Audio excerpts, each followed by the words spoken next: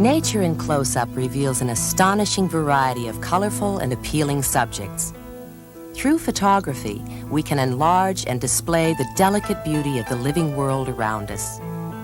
And we can get an intimate, detailed look at the birds and animals who share this world with us. Stephen Deal and Vicky Zaremba are two photographers who share a fascination with nature. They enjoy the experience of being outdoors, and they understand the challenges of focusing in on the details of the natural world. Photographic field trips normally begin early in the day. This morning, Stephen and Vicky are searching for dragonflies in a marshy bog. I think there might be some dragonflies out here. Well, it's pretty cool. They should be down here on some of this grass and not moving around. They usually don't until the sun hits them. Get down. Yeah. Oh, aha. I see it. Right there. Still got dew on it and everything. Yep. We've got plenty of time to shoot, I think. Let me get this tripod. Well, the sun won't be in here for a good hour. Yeah, okay. Fast shutter speeds are helpful in close-up nature photography. They help eliminate blurring due to movement of the subject, a factor that becomes more exaggerated as you move closer to the subject. My knees are feeling the bog ooze come around them real well. It's looking really good. Depth of field is another concern. To achieve an acceptable range of sharpness, close-up photography usually requires small lens openings. Okay, well, this bog is moving a lot, too, as we move, so we're going to have to be fairly still. I'm going to have to stop down, too. We're not getting enough depth of field. Higher speed films will allow you to use a small lens opening for an acceptable range of sharpness, and a shutter speed fast enough to stop motion. Yeah, steady here. A logical choice would be 400 or 1000 speed films. Even with good meters, they can be off a little bit, but I think it's important to bracket a little over and a little under to be sure that we've got that shot, because that's the cheapest part of doing this, is shooting that film. Okay, let me get one stop down beyond 11. Careful, Okay, it's moving. easy. Whenever time permits, and to help ensure good results, it's always wise to bracket your exposures. First, you take a close-up meter reading of the subject and expose the picture as your meter suggests. Then, for added insurance, make additional exposures with slower and faster shutter speeds, or smaller and larger lens openings. The amount of exposure variation required will vary depending on the subject. Subjects that are very dark or very bright can fool even the most sophisticated exposure meters. I think I'm going to bracket and open up just to work around this white flower, because that's probably throwing my meter off at least that much. You may want to bracket as many as 2 stops, more think exposure so? than what the meter's giving. Yeah, that white Kayla can really throw the meter over. Okay, well, let me do one there. I think I'm going to check my depth of field here, too. The underexposed picture on the left shows that the camera's exposure meter was indeed fooled by the bright white flower.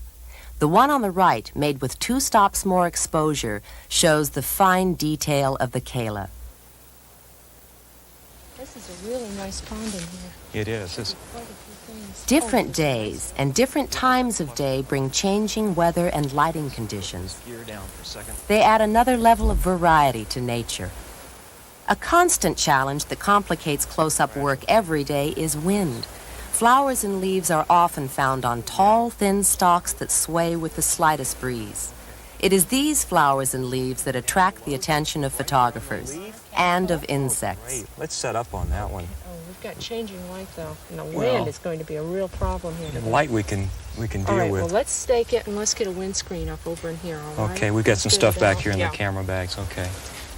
Stephen and Vicky use white plastic as a portable wind screen.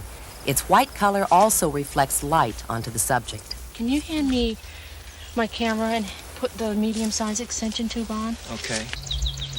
An extension tube fits between the camera body and the lens to increase the magnification power of the lens. You can move closer to the subject and still have it in focus. If your camera has a fixed lens that can't be removed, you can use a removable close-up lens attachment on the front of your camera lens. Back just a pinch. I think what I'm going to do here is shoot him diagonally. Okay, don't forget your cable release. So that, okay, we'll just put a little movement into the... He should be cropped pretty much full frame in there. Yes, he is. And he's on that diagonal and give you a real nice kind of a movement feeling with a still shot. Okay. The wind's cooperating. Yay. It's really nice having this extension tube on so I can get this close. It's a lot better than trying to use a normal lens and not being able to get in there at all and just having a speck in the shot. There we Good, are. That's good. a nice shot. Each extension tube and close-up lens attachment has a limited range of sharp magnification, so many photographers carry more than one and change them when necessary. Other approaches eliminate the need to change your attachment. One is the use of the macro lens, which is designed to provide a broad range of sharp focus down to very close distances. Using a bellows is another approach that provides a continuous range of sharp magnification at close distances. The bellows is another method of making close-up photographs. As you can see, the lens is moved further away from the camera body, as you do with extension tubes. The main advantage of the bellows in very close-up situations is that you can track the entire camera body and bellows together, as well as make horizontal and vertical photographs without having to move the tripod. This is very critical in close-up situations, as the slightest movement will cause a change in the plane of sharp focus. A bellows allows you to focus in at extremely close distances. This tiny flower, called a sundew, is about the size of a small coin. Now that the photograph is composed, I'm going to take some white plastic and place it over the entire subject, and use a small strobe and flash the light through the plastic. The advantage of doing this is that I'll get diffused light and at the same time a constant color for my photographs. That's important in areas like this where the green may cause a color cast on my final image. In addition, in fast-changing light situations, you can use the same technique to have a constant exposure with your photographs. This technique is one Stephen has tested and used in the past, so he knows the proper exposure from experience. Because the electronic flash is a controlled source of light, tests can be made to establish a normal exposure for use with any subject. Again, you may want to bracket exposures for light or dark subjects, or just for an added measure of insurance. Yeah, it is pretty. Well, wait a minute, right over here. Okay. Oh, my God. Oh, that's a better one than the last effort pink we found. Yeah. That one's in good shape. Do you want to shoot that? Yeah, I've got the bellows on this camera. Okay, well, let me get... That lighting's pretty harsh. I think we're going to have to put a 10 over there. On days when bright sunlight creates unpleasantly severe shadows, you can use the same white plastic to soften shadows with the sun as your source of light. I'm going to need a few sticks or something to place that on. Let me just No try problem. draping it. Okay. Why don't you try moving your camera and framing it a little bit closer? Let me pin this down over here on the side. Okay. That's giving us a nice diffused light, yet it has some direction from overhead. It's not too flat. Okay, you'll have to hold that up. I'll get this Okay. adjusted here. Okay, well, let's get the tent Okay. here hooked down and get the light diffused. All right. Okay, this should also Oh, that help looks stop good. the movement a little bit. That flower, though, looks good with the diffused light, but it's not separating from the background very well. Okay, well, let me use a piece of dark plastic. Yeah? Okay. What are you going to do with And it? just sort of put it in the background and see if I can darken the background down a little bit for you. Okay. Okay. Oh, spectacular. Great. That did the trick. That's beautiful. Okay, good. That stopped the wind movement, too. I'm going to get a shot here with that darkened background. Okay. You want to try one without it? Just with the diffusion? Yeah, that bag's really keeping it still, Okay. considering all the wind we've Let's got out here. I just took the bag off. Let's try one with it just diffused without All right. the It background still looks darkened okay, down. not as dramatic as that other one. Okay. All right, got All that. right. Why don't we do one with the bag off then, too, to show what it looks like with sun? Okay, move that plastic out of the background. Okay. Let me close down. because we've got a lot more light on the subject there. And easy there. Okay. Okay. In the harsh light of the sun, the flower is obscured by heavy shadows. Using the plastic to spread the light evenly creates a more pleasing view of the flower. But we notice a slightly distracting influence from the lightness of the background.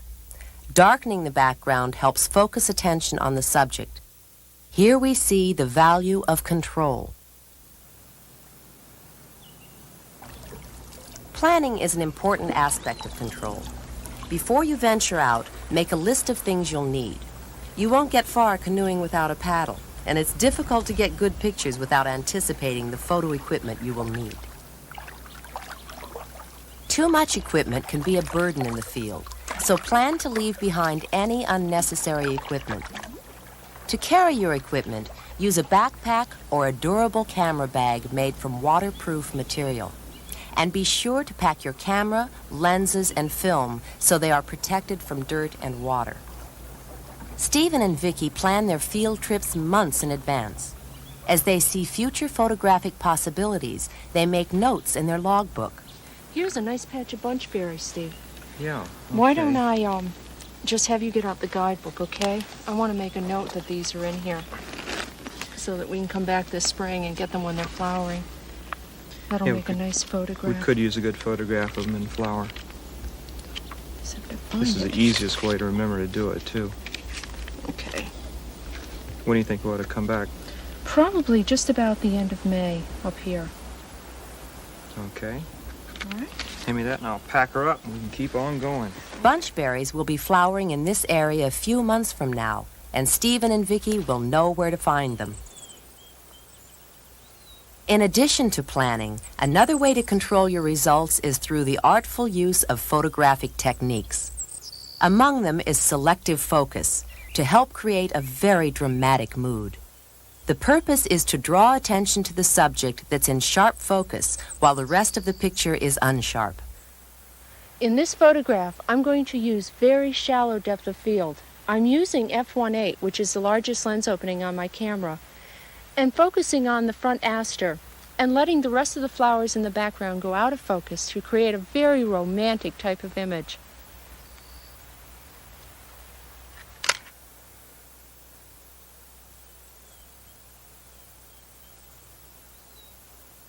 Weather conditions can change dramatically during a field trip. If you and your equipment are protected, you can continue to take excellent pictures. Overcast skies act as a natural diffuser, softening shadows and spreading light evenly. Don't be afraid to photograph in the rain. Even in inclement weather, you can get very good pictures. The rain tends to saturate the colors, and it darkens down the leaves and rocks and tree trunks even that might be bothersome highlights under normal conditions. If you have a small situation where you would like to duplicate this, you can use a mist bottle. While colors are not as brilliant as they appear in direct sunlight, overcast conditions allow you to record a wider range of color hues and more subtle shades of color. Oh, that waterfalls is loud. One of the pleasures of nature photography is the experience of hiking and enjoying the sights and sounds of the natural world. Let's go up here and get some shots of the water around these rocks. It looks really good. Oh, wait, Stephen. Wait a minute. Why don't we photograph these flowers right here first? Gosh, I would have missed that. Why don't we work with this triangle that's in the background as part of the design and just keep the framing really tight in here around it? Looks pretty good. Why don't you take a look through here and see what you think? Let's see here. That looks really good, Stephen. I like the way you've got it cropped nice and tightly around that shape there, and you got the entire plant too here. Okay. Okay? Why don't you go ahead and shoot a few?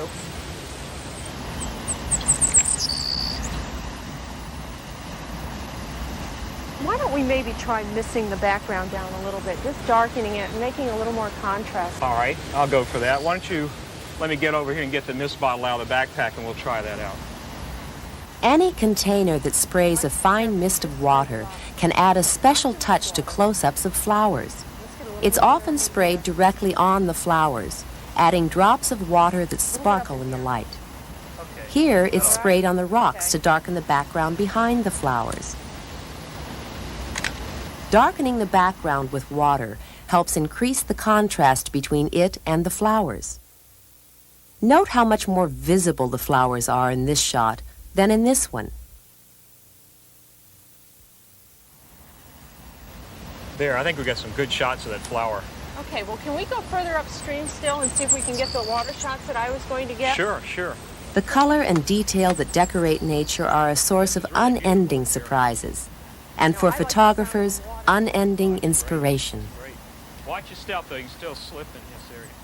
Of course, the natural world is so rich with visual appeal that photographers find irresistible picture possibilities outside the realm of close-up photography. Let me frame it up here. Rushing water makes an interesting subject. How's it look? This is going to make a really nice photograph here. You know, I think I'm going to be able to use some different shutter speeds, too. It's a good spot to do that from.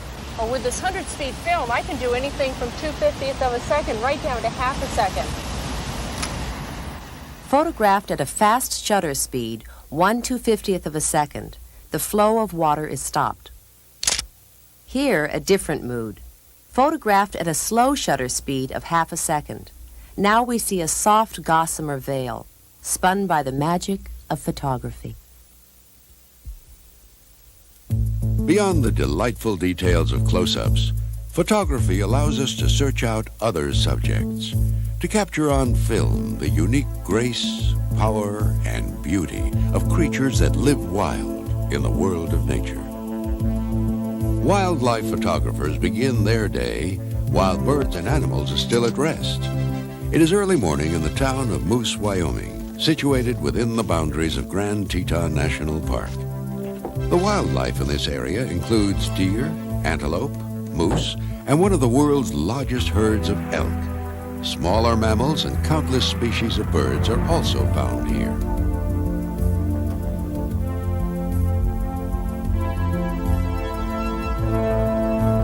The photographer who is winding his way to an early morning encounter is Tom Mangelson. He specializes in photographing birds and animals. His advice on equipment for wildlife photography is simple. Your lens should be long, and everything else must be fast, including reflexes. The single most important tool is a long telephoto lens. 300 to 400 millimeter lenses are common. For small birds and animals, Tom carries teleconverters to double the effective focal length of his telephoto lens. Aside from equipment, the wildlife photographer must pack a large measure of patience. There must be a willingness to look and to wait days, months, or years. The only substitute for patience is luck, and professionals rarely stake their results on luck. It's wise to arrive at the site before the birds arrive. Decoys can be set out without frightening away the ducks you hope to photograph.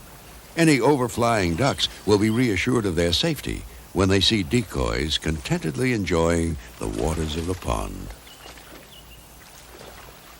A familiar symbol of the patience of wildlife photographers is the blind, a camouflaged hiding place.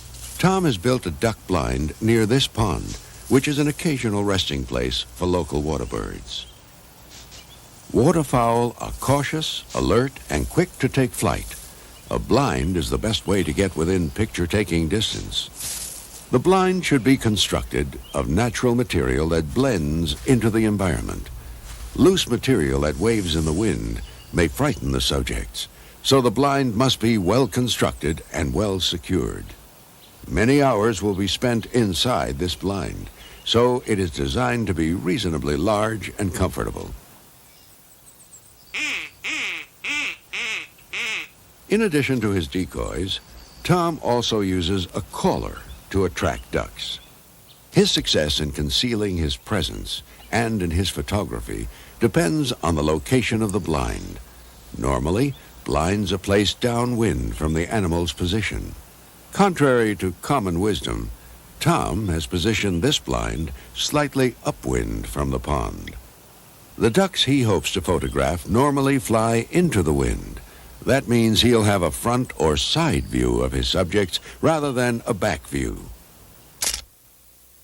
To take good pictures, he also needs an unobstructed view, good lighting, and a pleasing background for the scene.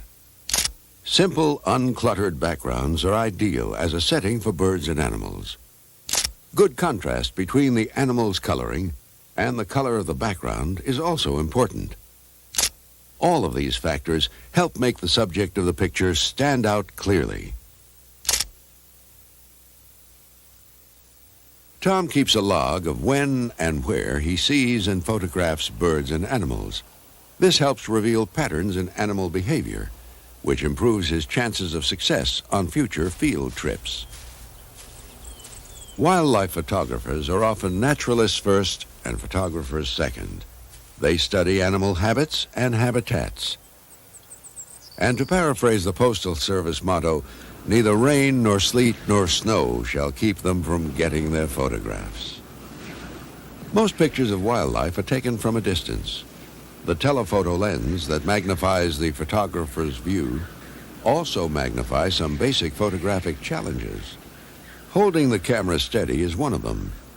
Heavy telephoto lenses are more susceptible to camera shake than normal or wide-angle lenses, so a solid support is critical.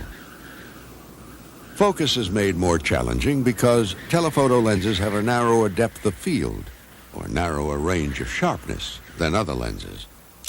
There is little or no room for error.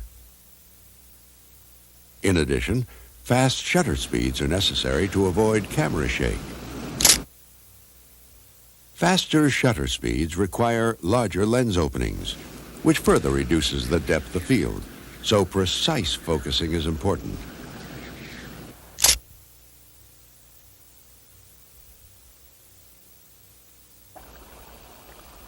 The Grand Tetons tower over a number of small lakes and narrow streams.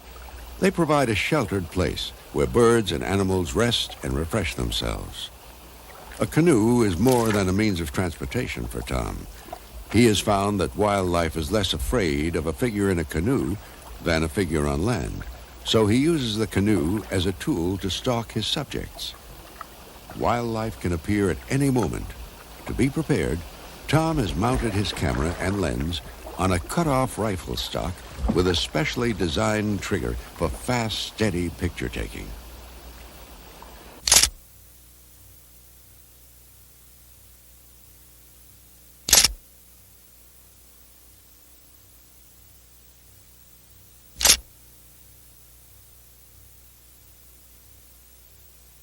The 35mm equipment that Tom takes into the field is relatively light and easy to carry.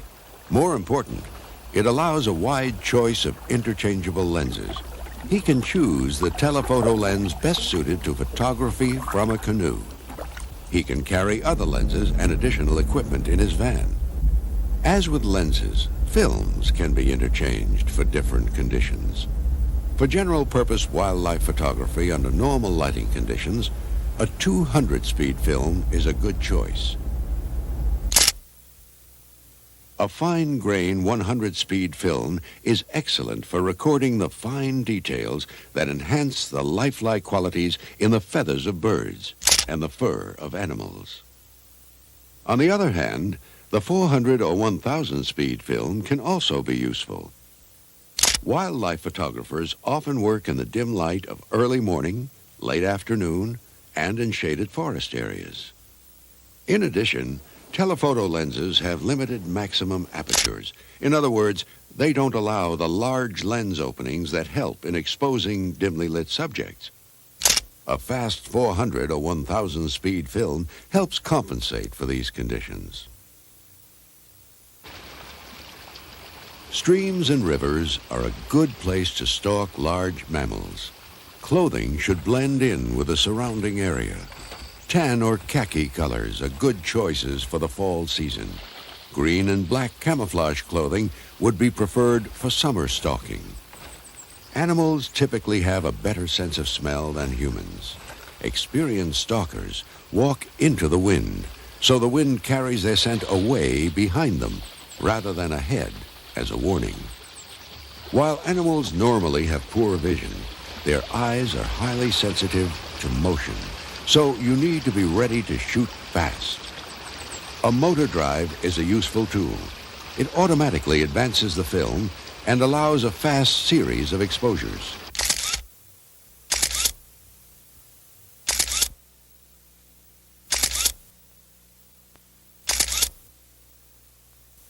Subjects sometimes appear in groups, and a motor drive allows you to take full advantage of your opportunities before the animals move out of sight.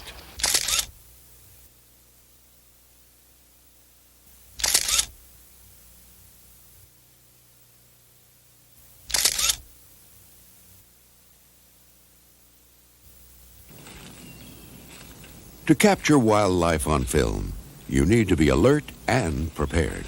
If there are only 1 or 2 frames of film left on a roll in the camera, you may want to change to a fresh roll.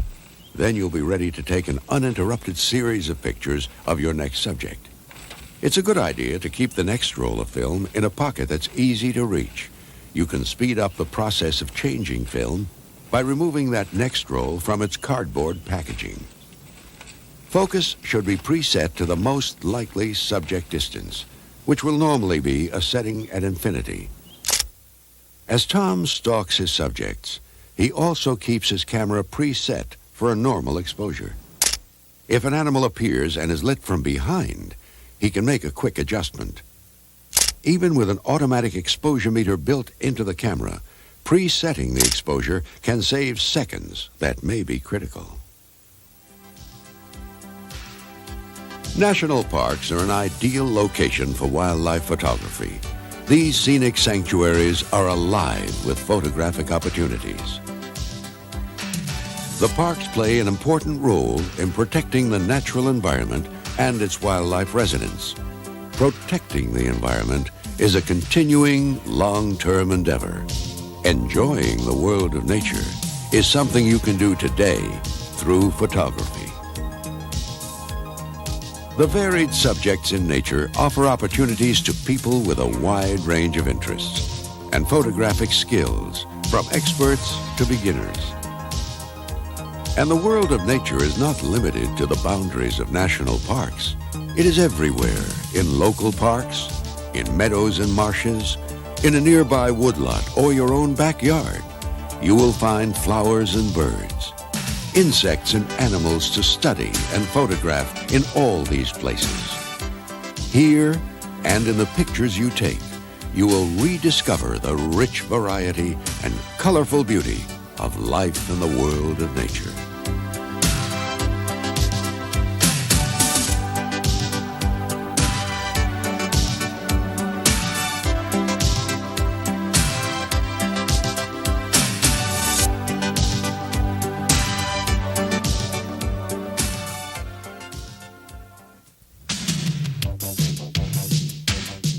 Now you can learn to take better pictures with these video cassettes from Kodak. For the serious amateur, step-by-step approaches to composition, lighting, lenses, filters, and film principles.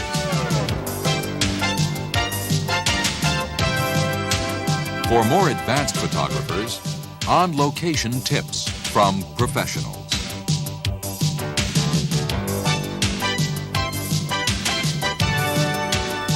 And for everyone, the best of Kodak's photo travel films. Over 20 programs available to you now from Kodak, the people who wrote the book on photography.